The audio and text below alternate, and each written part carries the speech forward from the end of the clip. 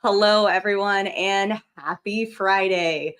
It's that time again where we have our Heat Press for Profit podcast. Now, thank you for taking time out of your day to listen and join in on our conversations.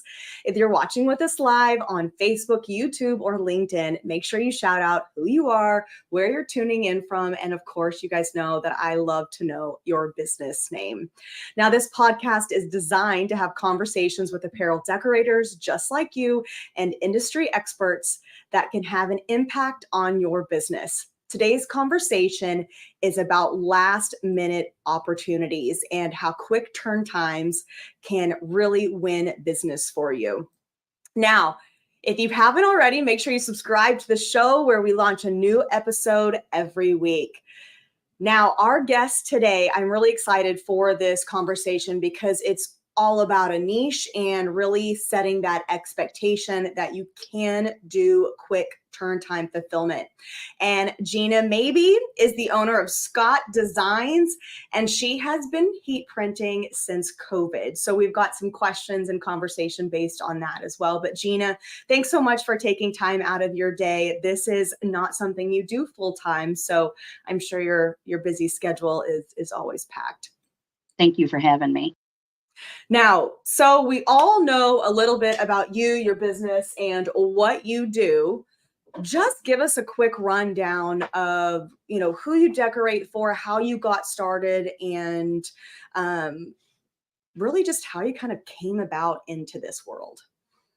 So, obviously when COVID, things slowed down. I was still able to work my main job. So, that wasn't, for me, that wasn't the push, but I also love to create, and I'm a graphic designer at heart. So this was a way for me to also get my designs out there. I thought, that was, the original thought process. And so went out and we bought, the cutter, and then, followed it up with the heat press, and been creating and trying new things ever since. Now, with kind of merging the two, where did you go? Yeah, you're a graphic artist, right? So you already have that skill. But, sometimes people have a vision of, I want to create my own line of tees, or, they get a silhouette or Cricut, and next thing you know that they are fulfilling t-shirts for a local school. Because you already have your you're a graphic artist by trade. How did you get into the t-shirt industry, just really understanding like, hey, there's an opportunity here? I think it just, I came a little bit later than that whole Cricut silhouette boom. And I'm like, I could do that. And I just wanted to be, I am probably one of those people that, start 100 different projects. And once I get it done, I'm like, okay, let's move on. Mm-hmm. But this one has stuck. So, but it was the challenge of being able to take the design, and especially with vinyl, you have to read and you have to piece and layer and everything. So just taking my design from that to concepting it into the actual t-shirt. So you spend a lot of time weeding at the front part of this world that you've entered in. And I know that when we were talking just a little bit earlier that, it's definitely adjusted and changed as new transfers and technology have come about. But so everybody understands Gina's business is based on waiting for confirmation on the equestrian, and I'll let you talk on this a little bit more since that's not my strong suit to be able to talk on that industry. But she's basically waiting on confirmation of a lineup, and once she gets that, she runs and creates what she needs to. She's waiting on a quick turn time of 2-3 days in hands on that third day, if not sooner.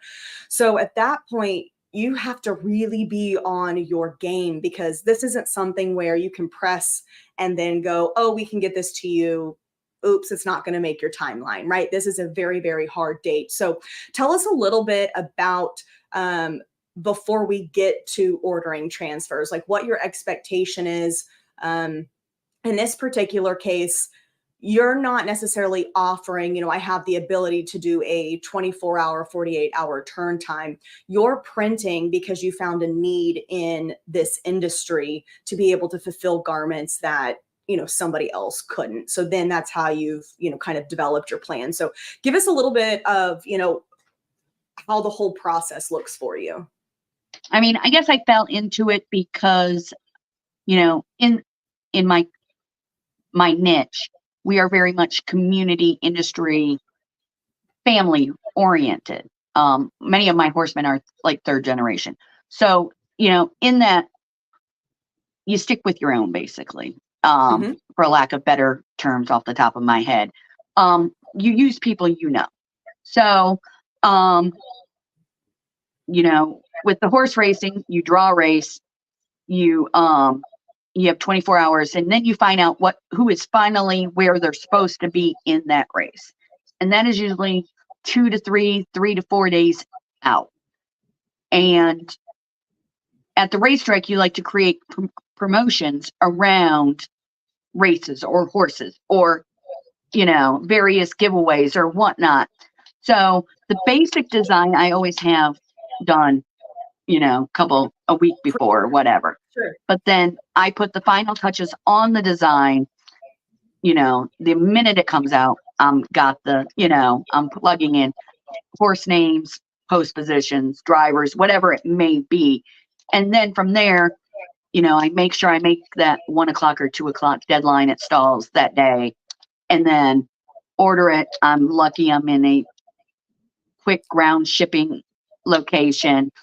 And a lot of times I've had to get it delivered actually to the racetrack.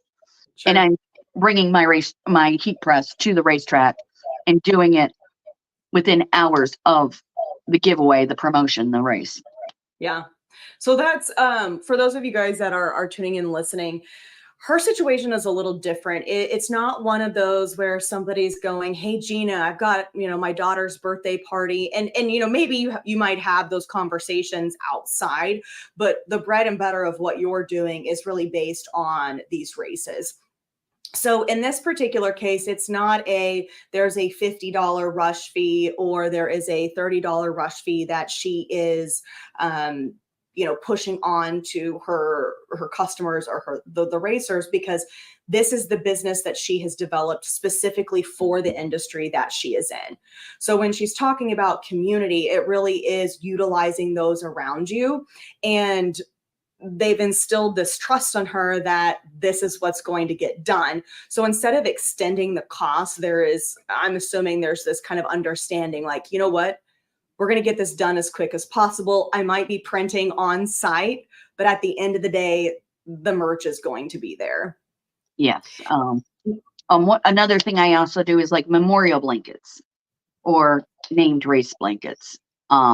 So usually you have a week turnaround on that. And for that product, I use the soft flock. Yes. And because it looks really nice on a fleece blanket too. So, the quick shipping there is also great because I can order it, I can cut it within a short amount of time as well. And I like doing those because I can actually, if you order them stock wise from, a blanket place, you're getting the name, the date, and that's just about it. When I do them, there is a graphic of some sort or an icon or, a silhouette of something that is personalized to that person, because we are a community and we do know each other and we support each other. But that's like when, you started this business around COVID time, right? Like that's when you said, you know what, this is where I'm going to invest in myself. And I see that my community has a need for it. What did people do prior to you fulfilling that? Were they ordering their own? Yes. The racetrack, there was a major company that they used. Okay. But they weren't getting the turnaround either. Sure. Mm-hmm. And another thing with the economy the way it is in a lot of businesses also is, you're cutting staff. That's, Yeah. the downfall of a lot of things these days is racetracks. Businesses all over are cutting staff. So things are coming up more last minute, I think, because you have so few people doing so much work as well. So, that is also, the quick turnaround time for any business or, apparel decoration business. Yeah. Could use that to their advantage as well. So when you first started, you bought a cutter and you were cutting and utilizing, those transfers that you need. Do you still do a lot of cutting? I Besides the feel like I flop for do. like I fleece. feel Yeah. like I do, and I hate weeding, so I feel like it is. It's still utilized a lot. Yeah. Yes, but I mean, for most of my fabric or clothing apparel, Yep. I have switched over as much as possible to Ultra Color Max transfers. And which is great because with that, next day shipping, that's able to stay within your timeline. And with you being closer to those production facilities, the shipping time on that as well, you're able to at least, meet in hands. Now, you guys, one thing we were talking about is sometimes when people have quick runs, right? It could be like, I have a birthday party, I need 5 shirts, or I need this product. I need competition game day shirts, and maybe there's 12 to 15. She's really, really specialized in the idea that she's doing one-offs. So with vinyl, she's able to do a one-off. With Ultra Color Max, she's able to do a one-off and not incur extra costs on her end. So I think it's really important that if you are looking at quick turn times, you have to understand the products that are obtainable for you. Because if you're ordering, say, screen printed transfers and there is a minimum of 6, that's a minimum of 6, right? So instead of passing on those costs to your customers, she can keep her costs down by cutting what she needs or ordering the Ultra Color Max. Now, Gina, are you doing full color with Ultra Color Max, or is it, hey, I need detail, I'm not weeding that, I'm ordering it in Ultra Color Max because I know I can get it super quick? I've done both. Like the t-shirts I've done for the track have been basically just 1 or 2 colors, either a black one and independent, or a black one, or a white one or a black one. But I've recently ordered it was 3 color, but a logo with a horse and colors and words, and that was multiple, it was a good size. It was like 20 inches or something. So, and for me, since you guys have switched to the no minimum, that's been a game changer for me as well, because I can try, if I've created a cute little design, in my spare time, I can order one and see how that looks versus ordering. I think when it first came out, I ordered one design and I never made a hard push to sell the design. So, and I think I have 4 of them in my, You're sitting because I had to meet that 25 minimum. So I had like an extra 5 of them. So the no minimum is huge for me now too. Well, I mean, it's huge for multiple reasons, right? So we actually have a question. So the question is, you use Ultra Color Max for big events. How long do they last? If I don't use them all this year, can I use them next year's event? How long you've had the ones that are just sitting? When you guys just started doing the Ultra Color Max. So like you're still utilizing them. Yeah. When you are you pressing on site as well for those designs outside of like trying to get people to buy merch, outside of, personal decoration? Yeah, it's funny because we're going to have an event at the racetrack here. And one of the, it's a fall festival. So we were looking at vendors, and craft showy kind of stuff. And I'm like, I actually told my husband the other night, I said, I think I'm going to set up a booth, but you've got to work it. I said, Perfect. I've got to do my horse racing stuff, so you've got to do this. He's like, and he laughed at me. He said, okay. And I'm like, so I'm still debating. This would be my first craft show kind of situation. Yeah. So it's not something I have explored in depth, but it's always there in the front of my mind that this would be neat to do. Is having that merch there, because Yeah. it's, I mean, that's a whole topic, you know, and we've had some conversations on that from, you know, event printing and some other guests we've had on our podcast. But I think the big thing to understand is what you're doing is different than setting up shop and offering custom merchandise that way, or, you know, I want this design with that shirt, or even just event merch. What you're doing is very, very customized and getting people what they need for a specific event at a very low minimum of one piece. It's like having, you know, it's almost like having the racetrack having an in-house apparel. Decorator. Yeah. Mm-hmm. Absolutely. It's just you're doing it through your own business. Yeah. Now, I think this is a really important conversation because we touched on it a little bit, right? Jeff is asking, how much extra should you charge for last minute jobs? And I think it's really, really important for people to understand what you have created versus somebody coming and saying, I have a last minute job I need help with, because you saw the niche, you saw the gap, for you to go in and say, I can do this at X speed. These are the products that I use. This is the type of quality I'm going to produce. And then you've built that connection to know you're going to get those orders.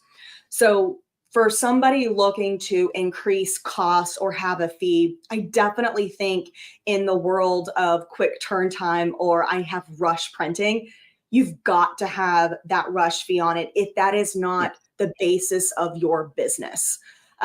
Otherwise, you set that expectation for your customer to really just kind of come in and go, oh, I need this in 24 or 48 hours. And that's not your business model. For you, that is your business model. And those that you do business with, they know the costs that they're going to get. And, you know, I think, how did you set that expectation at the beginning? Or was it just all here? It was just in your brain. You knew it was needed. I knew it was, you know, it was a, you know, when I first bought this at COVID, it was never going to be necessarily a business. And so as I got more and more involved, you know, the director of operations at the racetrack, I'd show her what I did and I'd be like, oh, look at what I did. And she took it and just says, well, can you do this? And I'm like, oh, absolutely. You know, I don't think I've ever told her no. She may have had to wait a longer period, you know, with her ideas, because I'm trying to figure out the best solution for her. So, you know, it's just kind of, her expectations are, I'm going to give Gina whatever, throw Gina idea at Gina, and she's just going to get it one way or another. She'll get it accomplished. So, yeah. I mean, my situation's so much different than most probably would be in that, because I have so much flexibility. Yeah. But you've built that relationship and trust. And I think even if you weren't as deep as involved, right, as what you are on the other scope of your world, there's still something to be said about having that relationship or showing somebody, hey, look what I had fun creating. And then that sparks their ideas to go, well, what if we did this? Did you start with apparel only and then get into the blankets, or what was the first product that you were decorating on? Well, decals were first. And then it was t-shirts. Okay. And then the memorial blankets, because it is such a huge undertaking. You know, the blanket designs are 4 to 5 feet in width and, you know, about 2 feet tall. You know, you've got an entire side of a horse, basically, that you are decorating on.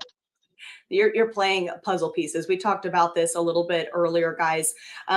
She's not doing a one hit on a transfer. She's taking multiple pieces, putting them together, putting a puzzle together on a heat press in order to apply way more than 22 by 22, which is what you can print on an Ultra Color Max. So creative and innovative and building trust is huge for you. Yeah. Anybody who ever has to do that, I find, here's my little nugget of, is get a thin piece of plywood. And you can move the plywood a lot easier through your press than you could necessarily the apparel itself. It slides. It doesn't, not a tugging situation. I love little tips and tricks. What all have you decorated on? We've talked about apparel and we've talked about the blankets, but what all have you created? I've done, it was more of a nylon-y, fabric-y kind of tire cover, or wheel cover for an RV. Yep. I've done coasters and leather bottle opener things. Oh, okay. And pad folios.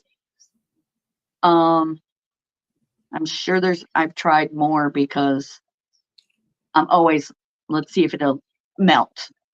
Yeah, that's what, me too. I'm like, is it gonna melt? Can we get it to stick? Especially if it's a hard good. Now, obviously, if it's apparel, it's a little different. It's gonna be able to withstand washing. But at the end of the day, it's, now is that Ultra Color Max that you're using on all of those yes, products? that was it.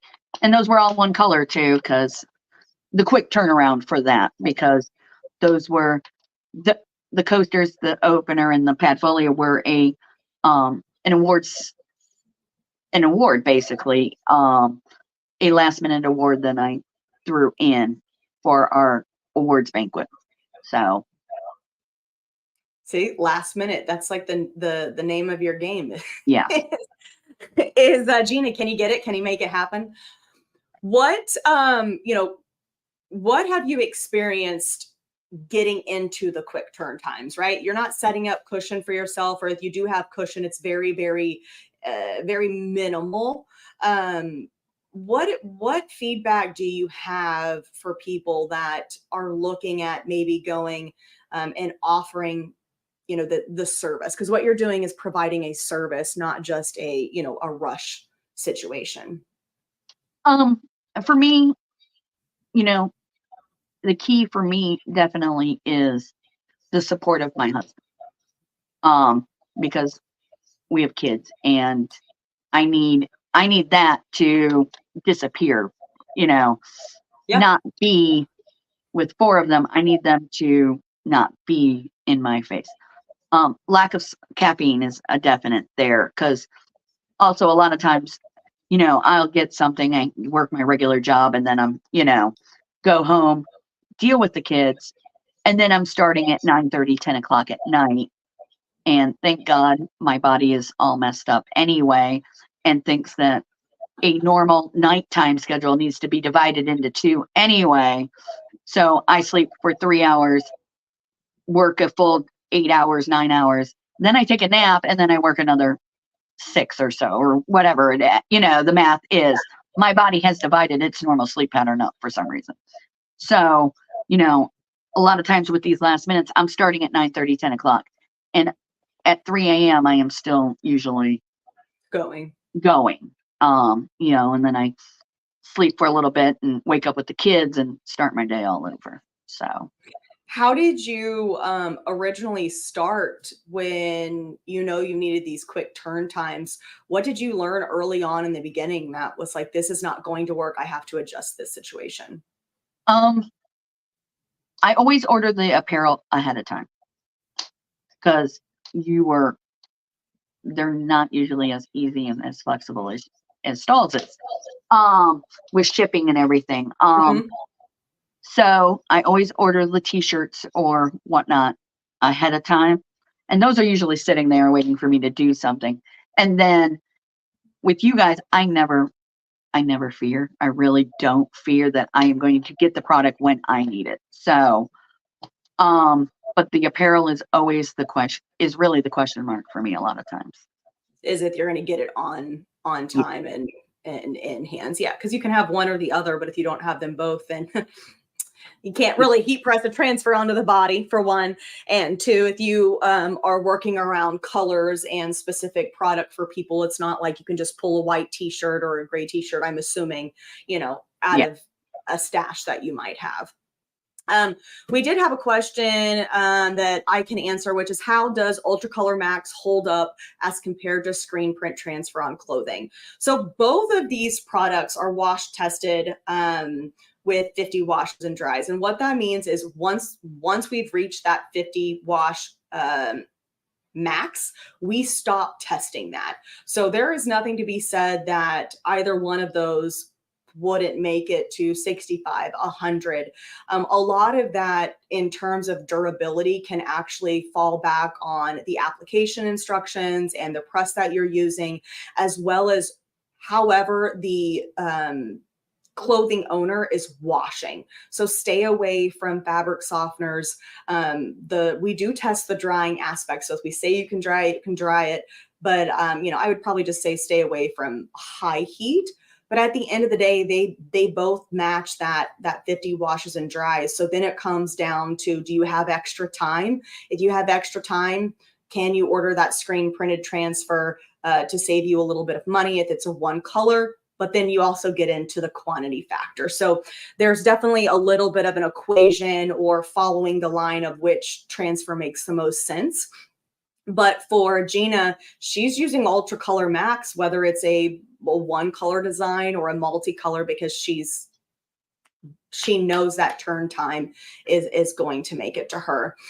Gina, as we wrap up, any last minute thoughts about really kind of just getting into a specific niche and seeing, you saw the need, you saw the market, and you went for it. Do you have any recommendations for somebody that's kind of sitting on the fence and maybe feels like they know that somebody has a need, but they haven't jumped? I mean, all of us are, in something that is it community or, industry related. Think outside the box and volunteer. Not volunteer per se, but throw it out there. Give them the opportunity to say yes or no to you.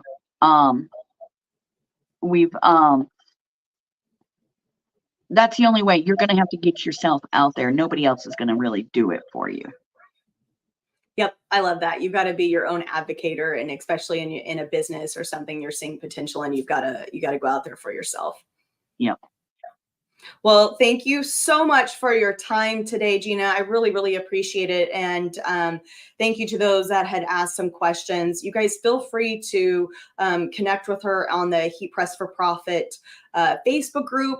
She is part of that community. And Gina, is there any other way people can kind of reach out and touch base with you, or do you prefer them to ask questions in that platform? I mean, that's probably the best way. But I am all over Facebook for the most part. So there you go.